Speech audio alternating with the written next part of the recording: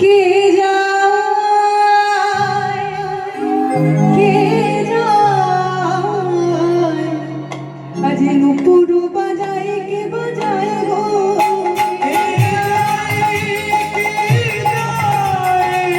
নুপুর বাজায় কে বাজায় গো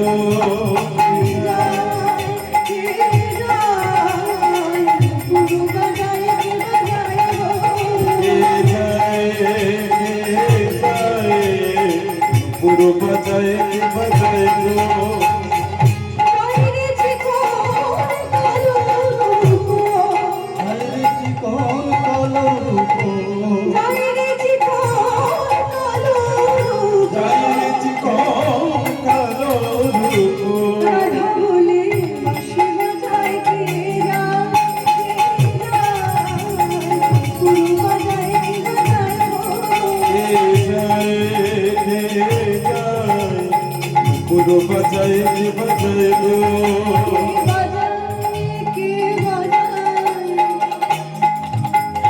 বাজায় কে বাজায় কে বাজায় এই কুঞ্জ পথে বলো কে বাজায় কে বাজায় কুঞ্জ পথে বলো কে বাজায় কে বাজায়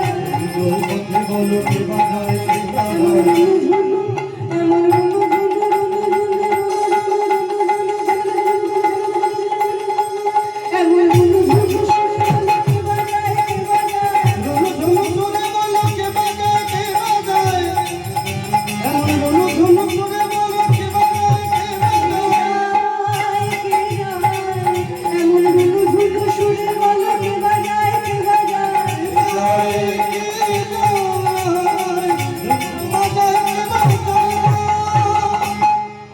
গোবিন্দ আমার চন্দ্রাবলীর কুঞ্জের দ্বার দিয়ে নুপুর বাজাতে বাজাতে চলেছে।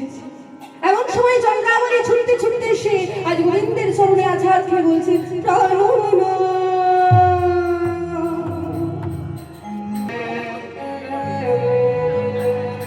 বধূ এই পথে নীতি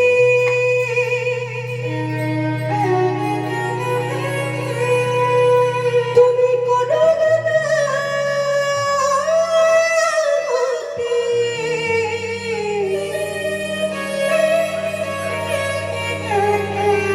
আমি নুপুরের ধ্বনি শুনি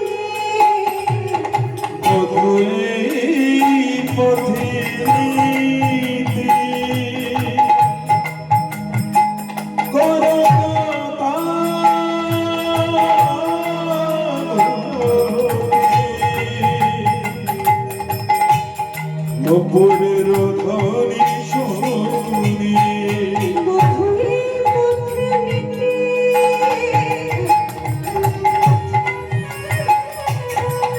তুমি করো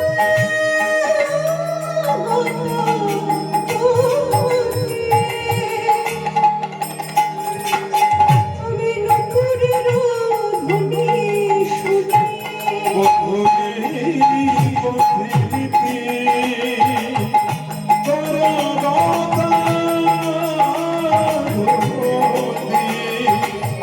আমি নুপুরের ধ্বনি শুনি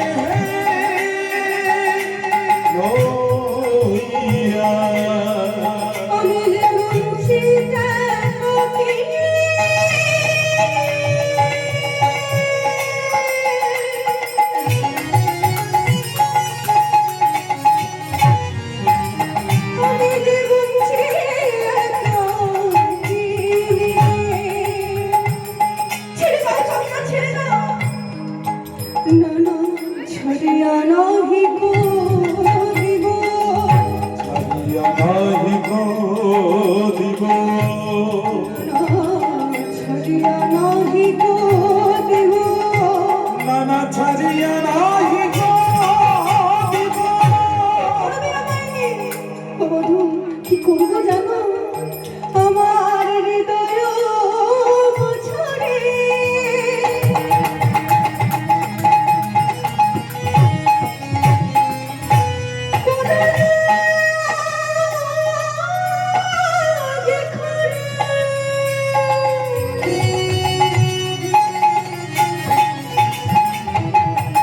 শুধু তোমায়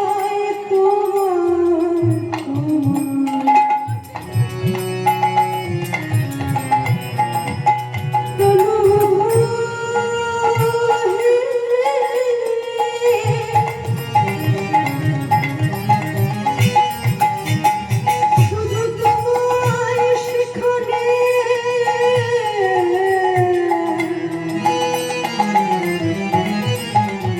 লুকায়ে ঘোরাবো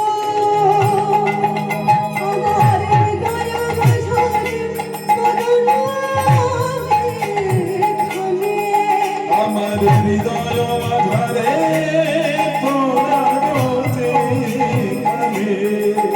শুধু তোমায় সেখানে লুকায়ে ঘোরাবো না ছাড়িয়া নাহি কো দিব ছাড়িয়া নাহি গো দিব নাহি কো দিব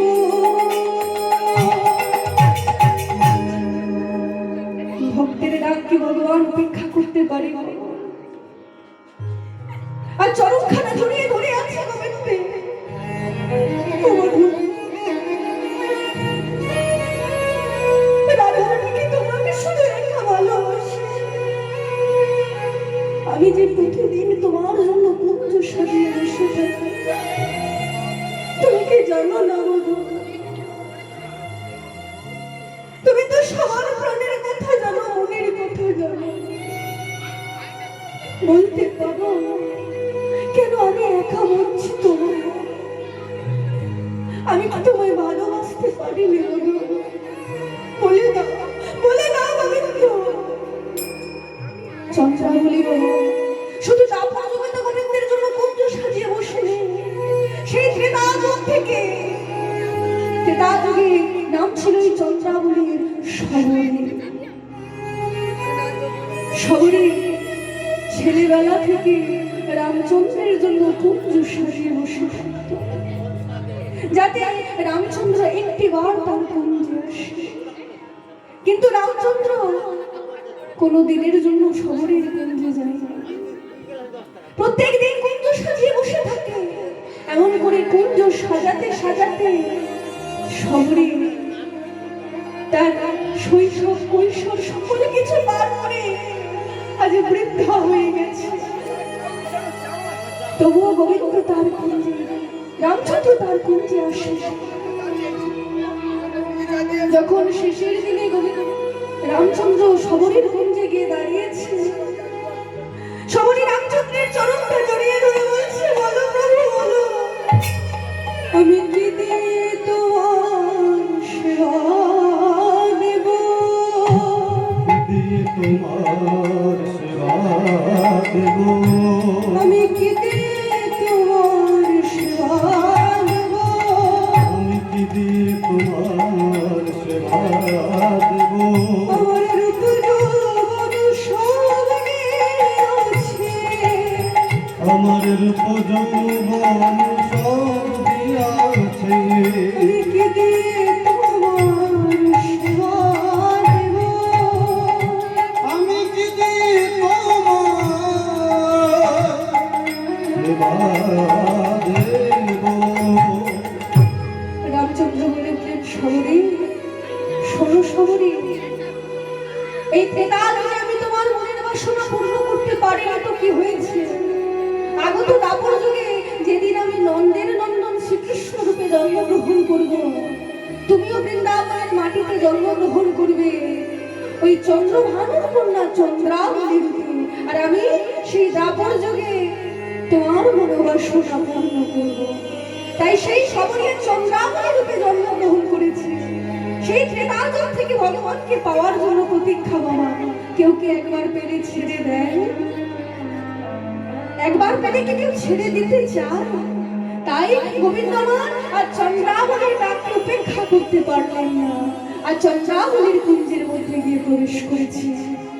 আর যেই না কুঞ্জের মধ্যে প্রবেশ করেছে, আর চন্দ্রাবলী বলছে, ও বধূ শোনো, বধূ শোনো, সকলে তো যে যার মতো করে তোমায় সাজাবে, আজ আমি আমার মনের মতো করে তোমায় সাজাবো। কেমন করে সাজাবো জানো? সাজায় সাজায় আজ পড়ানো মধু কাছে পেয়ে সাজাই চন্দ্রাবলী।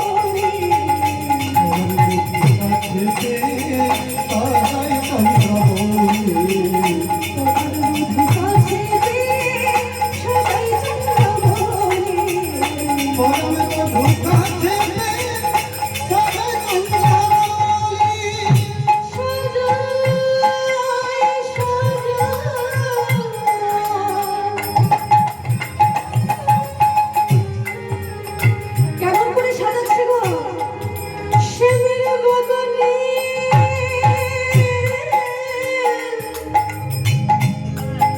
শ্যামের বদনে কাজল দিল, ললাটে সিন্দুর, ললাটে সিন্দুর। শ্যামের বদনে কাজল দিল, ললাটে সিন্দুর, ললাটে সিন্দুর। বদনে কাজল দিল, ললাটে সিন্দুর, ললাটে সিন্দুর। শ্যামের বদনে কাজল দিল, ললাটে সিন্দুর, ললাটে সিন্দুর। নীল শাড়ি পরাইলা, নীল শাড়ি পরাইলো, নীল শাড়ি পরাইলা, নীল শাড়ি পরাইলো। দেখিতে বধূ তার কাছে সাজাই